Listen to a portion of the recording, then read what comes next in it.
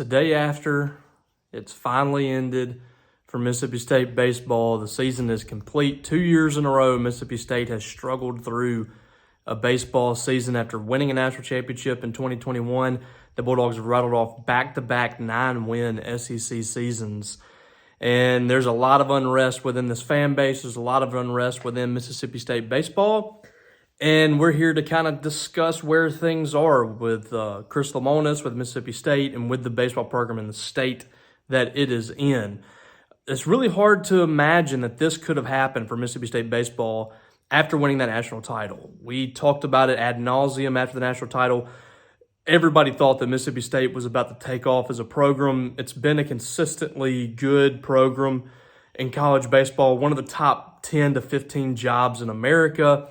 Mississippi State baseball is one of the best SEC programs of all time. The one thing that it has been missing is a national championship.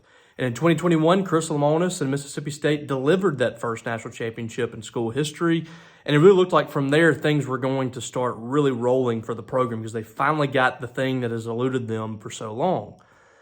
Well, then last year happens. Injuries kind of took precedence on the pitching staff. They lost some great leaders on the roster, and all of a sudden you look up and you've lost 11 straight games in SEC play or whatever it was to end the season, and you have a 9-21 year in conference play, and you miss out on Hoover, you miss out on the NCAA tournament, you have a losing record overall, and a lot of people are wondering, where do you go from there? And I'm just going to go ahead and admit I was one of those people that was skeptical that that was a big problem.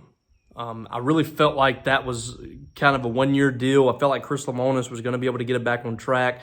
They brought in a top 5 recruiting class. They brought in a top 5 transfer portal haul. It looked like State was going to have a stable situation again. Maybe not a national championship contender last year or this year, but you really felt like they were at least going to be NCAA tournament team and possibly could push for a host spot if they had a good year. They had kind of got some pieces in the pitching staff. They had replaced some guys from the transfer portal in the field and at the plate. So you felt good about guys like Colton Ledbetter and Amani Larry. You felt good about Dakota Jordan, even a David Mershon and a Ross Highfield coming in the recruiting class. You added a few guys as freshmen that were pitchers that you got out of the MLB draft to come to school, and Drangelo Sanja and Bradley Lofton. And then you look up and things are the same this year. State had a winning record this year by 1 game, but once again, 9-21 in SEC play. And it's just a disaster of a situation for Mississippi State. A couple of weeks ago, we felt like things were really rocky for Chris Lemonis in Mississippi State if he ended the season terribly. And it looked like it was trending that direction after the Arkansas series, but I thought Lemonis did a good job of kind of corralling everybody and rallying them. There were still major issues with the pitching staff, but from an offensive standpoint, State really played hard the last 2 weeks. They went to LSU, won that series, could have won the series against Texas A&M this weekend, but I think knowing on Saturday that they were already out of the SEC tournament played a factor in that game. I mean, how would it not? There was literally nothing to play for but pride on Saturday. And State got down by 10 runs, nearly was run-ruled, but then they got the ball game back to 4. I thought the offense really battled back, just as they did last Sunday against LSU on the road. But you look up and you're going to have, next year you're going to have to revamp this pitching staff. You're going to have to go out there in the transfer portal and get some really good players there. You're going to have to develop the players that you have. And first of all, you got to go out there and get a great pitching coach that can come in here and change everything for Mississippi State in just a few months. Is that possible? I think it's possible that State can turn this thing around in 1 year. Probable? No. I don't think it's a real probability that State is going to take this pitching staff from last in the SEC and one of the worst in the country to upper half in the league, and you're competing for an SEC championship. So that's the big question in the offseason, because it appears that Chris Lemonis is going to be returning for Mississippi State for the 2024 season. State has another solid recruiting class coming in, and I think they can get a lot of talent to school. But how much should you expect out of those players? And is there anybody on the pitching staff out of that class that's going to come in and immediately change things? Because I don't see it. I think there are some positional players that can come in and really do some big things for you. I think there's a couple of JUCO guys that could possibly help you out next year, but it's going to take a tremendous haul in the transfer portal from a pitching staff perspective.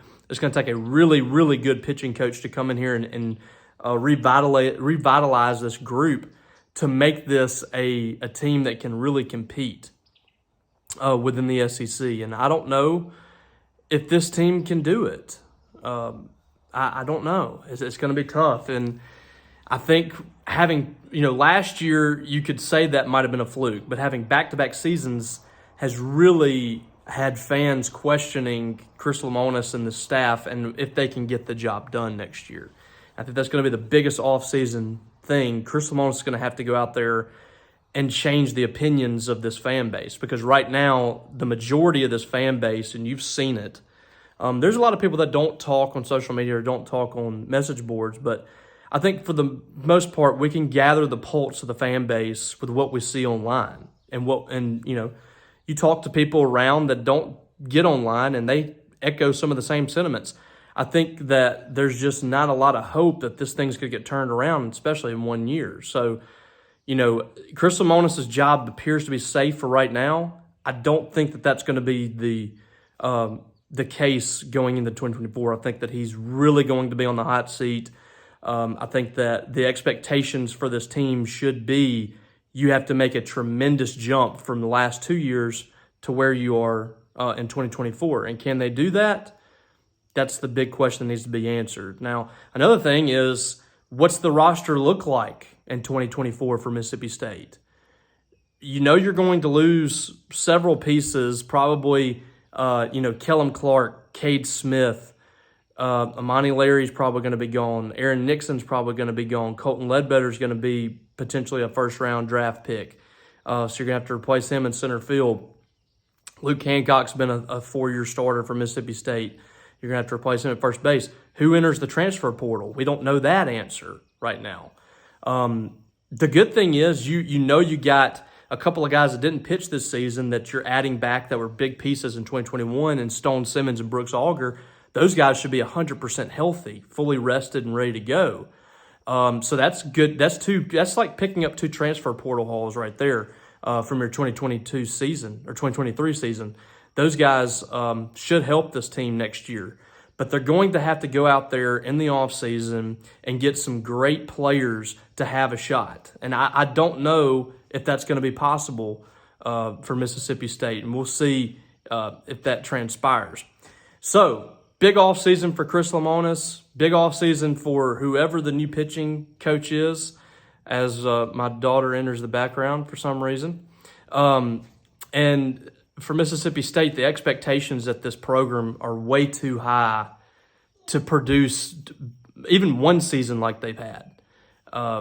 It's just it's mind-blowing that it's happened this way, but that's where things are for Mississippi State. A lot of money's put into this program. A lot of people invest in this program. This is probably the biggest fan base in the country as far as from a standpoint of support.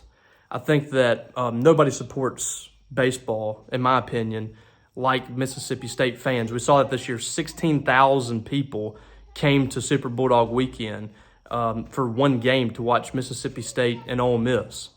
So how many teams can say that? How many teams can say in a season where you're last in the SEC that you can put 16,000 people out there at a baseball game? I don't think it's possible. So this fan base expects too much. There's too much money put into these teams to have seasons like this, and I think that's something that's got to change for Mississippi State moving forward. They've got to have the product on the field get better and better. So, I apologize. My daughter does not understand the concept of me sitting in front of this camera and talking. I don't know what she thinks I'm doing, but she doesn't respect it. So we're gonna have a talk here later. All right, guys. We're gonna probably have a Talkin Dawgs live chat at some point this week. Maybe tomorrow. We'll see on Monday.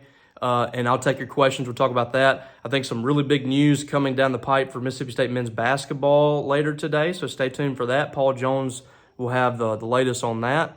And then we'll hit the ground running with recruiting, Mississippi State football recruiting this summer. I mean, it's kind of crazy. I mean, 2 years ago, you're into July covering baseball. Now we haven't even gotten through May, and the season's over 2 years in a row. There's just not a whole lot to cover because the baseball team has ended the season. So I don't know what we're gonna have to go full fledged into football recruiting, I guess, this summer. And we'll have coverage of baseball recruiting too. So stay tuned for all that, and then basketball recruiting going on. But sports are finished for Mississippi State until late August and early September. So we'll have to figure out something to do. We'll talk about something here on this YouTube channel at some point, and maybe my daughter will make another entrance at some point. We'll try to get her involved some form or fashion. She'll get herself involved probably, as you see. All right, guys, appreciate you. Gonna have a column probably up later today to talk a little more about what we saw this year and basically what the state of the program is. I'll put some more thoughts in there too. So hope you guys have a great rest of the week coming up, and hope you have better days, because right now it's pretty tough for a Mississippi State baseball fan. We'll figure it out. We'll see how it goes. All right, guys.